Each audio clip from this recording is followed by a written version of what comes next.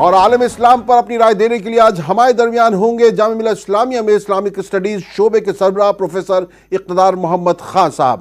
Professor اقتدار صاحب، آپ کا بہت بہت خیر مقدم ہے عالم اسلامی اس ہفتے میں، اور ہم آپ سے جانیں گے ان تمام خبروں پر آپ کی رائے بھی لیں گے۔ تو آئیے آغاز کرتے ہیں ہمسایہ ملک پاکستان سے۔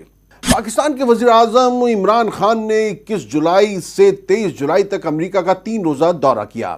اس دورے کے دوران وزیر اعظم عمران خان نے امریکی صدر ڈونلڈ ٹرمپ سے ملاقات کی۔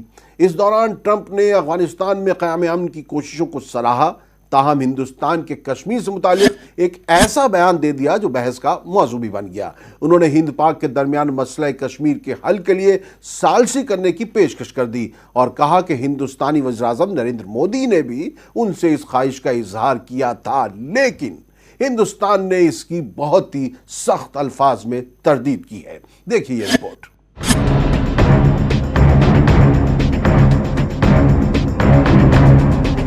پاکستان کے وزیر اعظم عمران خان کا امریکہ دورہ اس ہفتے کافی سرخیوں میں رہا۔ عمران خان نے وائٹ ہاؤس میں امریکہ کے صدر ڈونلڈ ٹرمپ سے ملاقات کی۔ عمران خان سے ملاقات کے دوران ڈونلڈ ٹرمپ نے ہندوستان اور پاکستان کے درمیان کشمیر کے دیرینہ تنازع کو حل کرنے میں ثالث کا کردار ادا کرنے کی پیشکش کر کے سبھی کو چونکا دیا۔ انہوں نے کہا کہ وہ 2 ہفتے قبل ہندوستانی وزیر اعظم نریندر مودی کے ساتھ تھے، جہاں اس موضوع پر بات ہوئی اور انہوں نے ثالث بننے سے متعلق پوچھا۔ واضح ہے کہ صدر ٹرمپ اور وزیر اعظم مودی کی ملاقات گزشتہ ماہ جاپان میں G20 کے موقع پر اوساکا شہر میں ہوئی تھی۔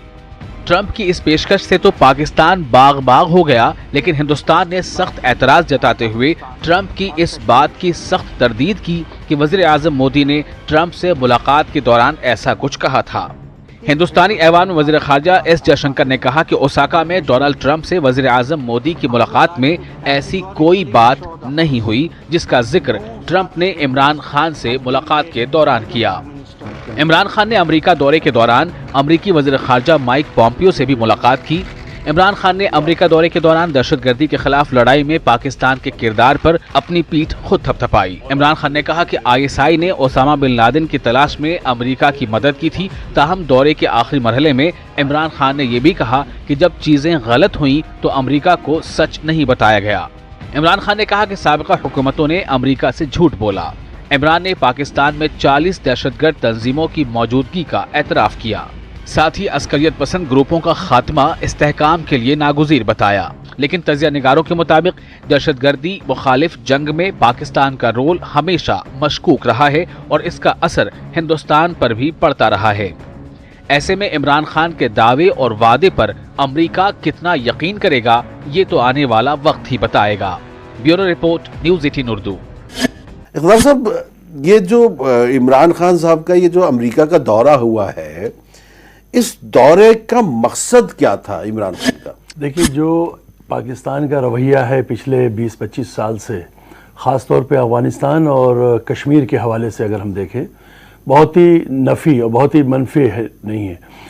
تو اب انہیں جو دنیا بھر سے ان پر دباؤ پڑ رہا ہے اس وقت کہ انہیں اپنے گھر کے اندر بھی سکون قائم کرنے کی ضرورت ہے اور اپنے پڑوسیوں کو بھی سکون سے جینے کی موقع دیا جائے۔ تو اس نسبت سے جو ٹرمپ صاحب نے یا جو امریکن ایڈمنسٹریشن نے ان کے لیے کچھ سخت قوانین، کچھ سخت تجاویز یا کچھ سخت مشورے دیے تھے، تو شاید اس کو بیلنس کرنے کے لیے انہوں نے وہاں دوڑے اور وہاں جا کر انہوں نے اس کو ماحول کو اپنے لیے تھوڑا ہلکا کرنا چاہ رہے ہوں گے۔ لیکن میں یہ سمجھتا ہوں کہ اگر امریکہ کی پالیسی جس انداز سے چل رہی ہے، اس میں مجھے نہیں لگتا کہ کوئی بہت زیادہ انہیں فائدہ ہوگا، ایک بات۔ دوسری بات یہ کہ امریکہ اور پاکستان دونوں اس شر کا حصہ ہیں کہ افغانستان میں بھی سکون نہ ہو اور ہندوستان میں بھی کشمیر کے حوالے سے پریشانیاں پیدا ہوتی رہیں۔ چونکہ امریکہ ہم جانتے ہیں کیپٹلزم کا ماحول ہے، جب تک اگر سکون دنیا میں ہو جائے گا تو ان کی تو اکنامی ڈاؤن ہو جائے گی، اور اس اکنامی کو چلانے کے لیے جہاں ایک طرف انہیں بیچنے ہیں اپنے سامان اور ہتھیار، تو دوسری طرف پاکستان جیسے اپنے گرگے بھی رکھنے ہیں۔ ہم نے دیکھا کہ پہلے ٹرمپ صاحب نے آتے ہی پاکستان کے مدد پر کافی کچھ کہا، لیکن پھر بہت ہی جلدی ان کو ایک بڑی کھیپ ہتھیاروں کی اور بڑی مدد دے دی۔ اس کا کیا مطلب ہوا؟ اس کا مطلب یہ ہوا کہ آپ دنیا کے سامنے کچھ اور چاہتے ہیں اور اندر سے پاکستان کی جو پالیسی ہے اس کو فیور کرتے ہیں۔ پاکستان کی پالیسی یہ ہے کہ امریکہ سے لوٹنے کے بعد عمران خان کیا کچھ لے کر آئے ہیں اور کیا امریکہ کا جھکاؤ اگر پاکستان کی طرف ہوتا ہے تو وہ کتنا جو ہے نقصان دہ ہو سکتا ہے پوری دنیا کے لیے، وہ بھی دیکھنا ہے۔ اور اگلی خبر کی طرف چلتے ہیں۔ سعودی عرب کے شاہ سلمان بن عبدالعزیز نے نیوزی لینڈ کے شہر کرائسٹ چرچ کی 2 مساجد پر ہوئے دہشت گردانہ حملوں میں جاں بحق ہوئے افراد کے اہل خانہ کو حج کی دعوت دی ہے۔ سعودی فرما رواں کی دعوت پر حملے کے متاثرہ خاندانوں کے 200 افراد آئندہ ماہ فریضہ حج ادا کریں گے۔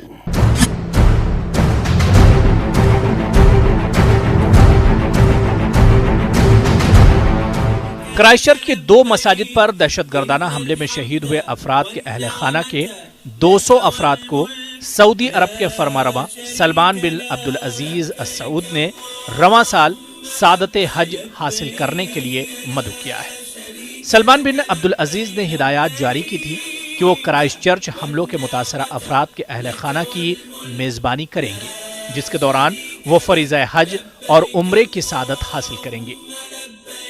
سعودی عرب کی وزارت اسلامی امور کے وزیر شیخ عبداللطیف الشیخ نے کہا ہے کہ متاثرہ خاندانوں کے 200 افراد کو حج کی ادائیگی کے دعوت نامے بھیجے گئے ہیں۔ سعودی عرب کا کہنا ہے کہ کرائسٹ چرچ حملوں کے متاثرہ خاندانوں کو حج پر بلانا سعودی عرب کی دہشت گردی کو شکست دینے اور اس کا مقابلہ کرنے کی کوششوں کا حصہ ہے۔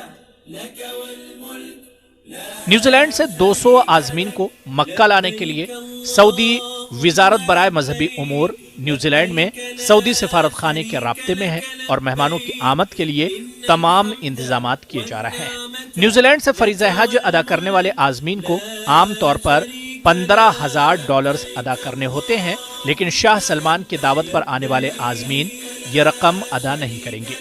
Bureau report, news 18 Urdu. یہاں وقت ایک مختصر وقفے کا، وقفے کے بعد لوٹ کر آتے ہیں۔ عالم اسلام اس ہفتے کو جاری رکھیں گے، کہیں جائیے گا نہیں۔ عالم اسلام اس ہفتے میں آپ کا ایک بار پھر خیر مقدم ہے، اور اب ہم چلتے ہیں امریکہ اور ایران کے بحران کی جانب۔ ایران نے CIA کی مبینہ جاسوسوں کی گرفتاری کا دعویٰ کیا ہے اور کہا ہے کہ ان میں سے بعض کو موت کی سزا سنا دی گئی ہے۔ وہیں امریکی صدر ڈونلڈ ٹرمپ نے ایران کے اس دعوے کو جھوٹا اور محض پروپیگنڈا قرار دیا ہے۔ ایران نے CIA کے لیے کام کرنے والے 17 جاسوس گرفتار کرنے کا حال ہی میں دعویٰ کیا اور کہا کہ پکڑے جانے والے جاسوسوں میں سے بعض کو سزائے موت سنا دی گئی ہے۔ ایران کی انٹیلیجنس کی وزارت نے کہا ہے کہ یہ مشتبہ افراد ایران کے خاص شعبوں کے بارے میں، جن میں دفاع اور جوہری توانائی شامل ہیں، اہم معلومات جمع کر رہے تھے، تاہم ان میں سے کوئی بھی اپنے مقصد میں کامیاب نہیں ہوا ہے۔ ایران کا کہنا ہے کہ یہ جاسوس اس سال مارچ سے قبل 12 ماہ کے عرصے میں گرفتار کیے گئے ہیں۔ تہران نے اپنے دعووں کی حمایت میں سرکاری ٹی وی پر ایک ڈاکیومنٹری بھی نشر کی۔ دوسری جانب امریکہ نے ایران کے اس دعوے کو مسترد کر دیا ہے۔ امریکہ کے صدر ڈونلڈ ٹرمپ نے ایران کے دعوے کو بے بنیاد قرار دیا ہے۔ ایک ٹویٹ میں امریکی صدر کا کہنا تھا کہ CIA کے جاسوسوں کی ایران میں گرفتاری کے دعوے جھوٹ کا پلندہ اور محض پروپیگنڈا ہیں۔ صدر ٹرمپ کا کہنا تھا کہ جس طرح ایران نے امریکہ کا ڈرون طیارہ گرانے کا جھوٹا دعویٰ کیا تھا، اسی طرح جاسوس پکڑنے کا دعویٰ بھی بے بنیاد ہے۔ ٹرمپ نے کہا کہ ایران کی معاشی حالت خراب ہے اور وہ تباہی کے دہانے پر ہے، لہٰذا ایسے میں ایران کو کچھ سمجھ میں نہیں آ رہا ہے کہ وہ کیا کرے۔ واضح ہے کہ واشنگٹن اور تہران کے درمیان حالیہ مہینوں میں کشیدگی بہت بڑھ گئی ہے۔ صدر ٹرمپ نے گزشتہ برس مئی میں ایران کے ساتھ اس کے جوہری پروگرام پر ہوئے بین الاقوامی معاہدے سے یک طرفہ طور پر علیحدگی کا اعلان کرتے ہوئے ایران پر سخت اقتصادی پابندیاں عائد کر دی تھیں۔ حالیہ دنوں میں دونوں ممالک فوجی تصادم کے قریب تک پہنچ گئے تھے۔ Bureau report, news 18 Urdu. امریکی دفتر خارجہ میں اردو ترجمان ہیلینا وائٹ سے جانیں گے امریکی رد عمل۔ شکریہ تحسین صاحب۔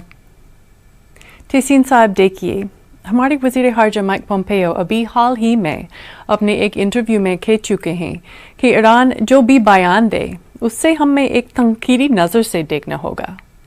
ہم سب جانتے ہیں کہ گزشتہ کئی سالوں کے دوران ایران کئی چیزوں پر جھوٹ بول چکا ہے۔ دیکھیے، ہم انٹیلیجنس امور پر بیان نہیں دیتے، لیکن یہ کہنا کافی ہوگا کہ ایران کی جانب سے جب بھی کوئی بیان آئے تو ہم سب کو اس سے ایک شک کی نظر سے دیکھنا ہوگا۔ ایران نہ صرف علاقے بلکہ پوری دنیا کے لیے مسلسل ایک غیر مستحکم کرنے والی طاقت بنا رہا ہے۔ آپ جانتے ہی ہیں کہ صدر ٹرمپ اور سیکرٹری پومپیو دونوں یہ کہہ چکے ہیں کہ ہم پیشگی شرائط کے بغیر ایران کی دہشت گرد کارروائیوں اور اس کے میزائل اور جوہری پروگراموں پر بات چیت کرنے کے لیے تیار ہیں۔ ہم امید کرتے ہیں کہ اسلامک ریپبلک آف ایران کی قیادت خاص طور پر آیت اللہ ایک سفارتی حل کے لیے اس موقع کا فائدہ اٹھائیں گے۔ اقتدار صاحب، یہ جو کچھ ایران اور امریکہ کے درمیان پچھلے چند ماہ سے چل رہا ہے، چاہے ڈیل کینسل ہونا، پھر کبھی یہ لگتا ہے کہ دونوں ایک دوسرے کی طرف بات چیت کے لیے بھی بڑھنا چاہتے ہیں، جیسے حسن روحانی صاحب کا جب گزشتہ دنوں بیان بھی آیا تھا کہ ہم بات کرنا چاہتے ہیں، ہم جنگ نہیں چاہتے، کبھی یہ سخت ہوتے ہیں کبھی نرم ہوتے ہیں، تو یہ نفسیاتی جنگ ابھی چلتی رہے گی؟ دیکھیے، یہ سلسلہ یہ امریکہ کے لیے ضروری ہے، ان کی اپنی پالیسی کے لیے ضروری ہے۔ موجودہ ماحول کے اندر ان میں ابھی جو وہاں معیشت کا بحران آیا تھا، اس میں اب وہ ان کی اس حیثیت میں نہیں ہے کہ کسی بڑے ملک سے، طاقتور ملک سے لمبی جنگ کر سکیں خود۔ چنانچہ آپ نے دیکھا نارتھ کوریا کے حوالے سے بھی بالکل ایسا لگ رہا تھا کہ شاید امریکہ اور نارتھ کوریا اب ایک دوسرے پر اٹیک کرنے والے ہیں، لیکن آپ نے دیکھا کہ ٹرمپ صاحب خود ہی پہنچ گئے نو مینس لینڈ پہ۔ اس تمام ماحول کو ٹھنڈا کرنے کے بعد 1 سال تک چلتا رہا وہ سلسلہ، اب وہاں ختم ہو گیا، تو اب ایران سامنے آ گیا وہاں پر۔ ایران کا ہم جانتے ہیں 1979 سے انقلاب کے بعد سے امریکہ کے ساتھ خوشگوار تعلقات نہیں رہے، پہلے انقلاب کی وجہ سے، چونکہ ان کی وہ کٹ پتلی حکومت نہیں تھی، چونکہ ہمارے جو ورلڈ وار کے بعد، سیکنڈ ورلڈ وار کے وقت جب برطانیہ نے ایران کو غیر ضروری طور پہ دبانے کی کوشش کی، تو اس وقت پہلوی سرکار نے امریکہ کی سپورٹ سے اپنے آپ کو بچانے کی کوشش کی، اپنے تیل کے کنووں کو بچانے کی کوشش کی، لیکن اب امریکہ کو موزہ لگ گیا تھا ایران کے خزانے کا، تو ظاہر سی بات ہے کہ خمینی صاحب اور ان کا رجم اس کو پسند نہیں کر رہا تھا۔ نتیجہ یہ ہوا کہ اختلافات ہوئے، اور اس زمانے میں بھی آپ نے دیکھا کہ ایک چالاکی سے امریکہ نے عراق اور ایران کو بھڑوا دیا، جو 8-9 سال تک چلتا رہا سلسلہ۔ لیکن اب جو موجودہ تھا، اب وہ صرف تھا ایٹمی ہتھیاروں کے حوالے سے۔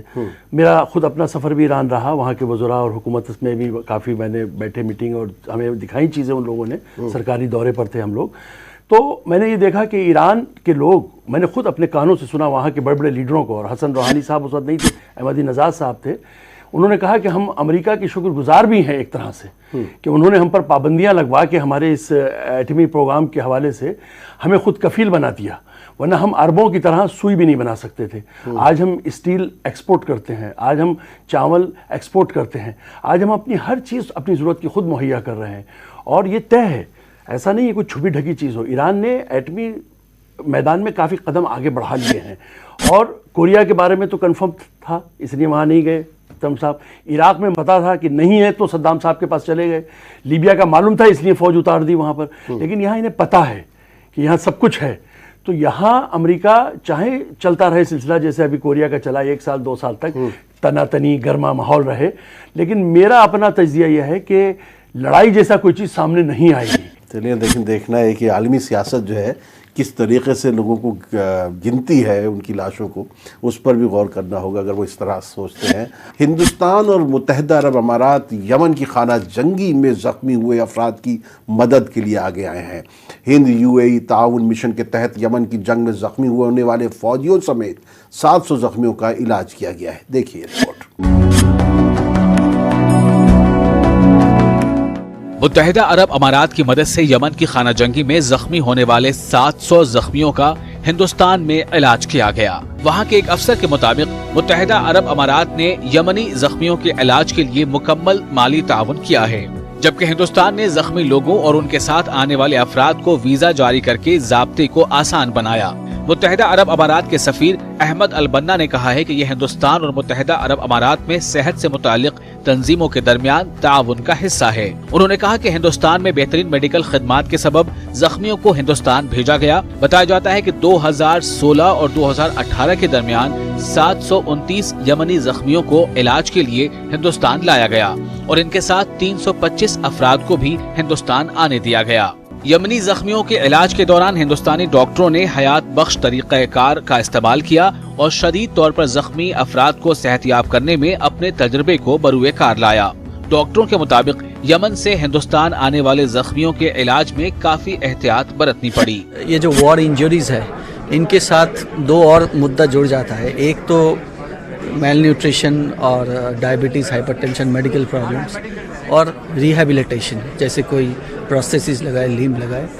तो ये जो पेशेंट्स आते हैं इनके एक इवैल्यूएशन होता है, उसके हिसाब से सर्जरीज प्लान किया जाता है। मुत्तहिदा अरब अमारात सऊदी अरब की क़यादत वाले फौजी इत्तेहाद में शराकतदार है, जिसने 2015 में यमन में मुदाखलत की और ईरान के साथ साजबाज वाले हौसी बागियों के खिलाफ सदर अब्दुल रब्बू मंसूर हादी की बैनुल-अक़वामी सतह पर मंजूर हुकूमत को वापस कर दिया।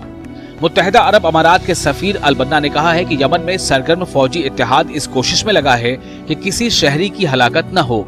बहरहाल जिस तरह यमनी जख्मियों के इलाज के लिए मुत्तहिदा अरब अमारात और हिंदुस्तान ने ताउन का मुजाहरा किया है, वो काबिल सताइश है और हिंदुस्तानी डॉक्टरों की अरब दुनिया में पजीराई भी हो रही है। Bureau report, news 18 Urdu. आलम इस्लाम इस हफ्ते में यहाँ वक्त तक मुख्तसर वक्फे का, कहीं जाइएगा नहीं, हम लौट कर आते हैं और इसराइल चलेंगे। इसराइल ने मकबूजा फ़लस्तीन के एक इलाके में फ़लस्तीनी शहरियों के कई घरों को मिस्मार कर दिया है। फ़लस्तीनी वज़ीर-ए-आज़म मोहम्मद अश्तियाह ने इसराइल के इस इक़दाम की शदीद मज़म्मत की है और आलमी बरादरी से मुदाखलत की अपील की है। देखिए रिपोर्ट।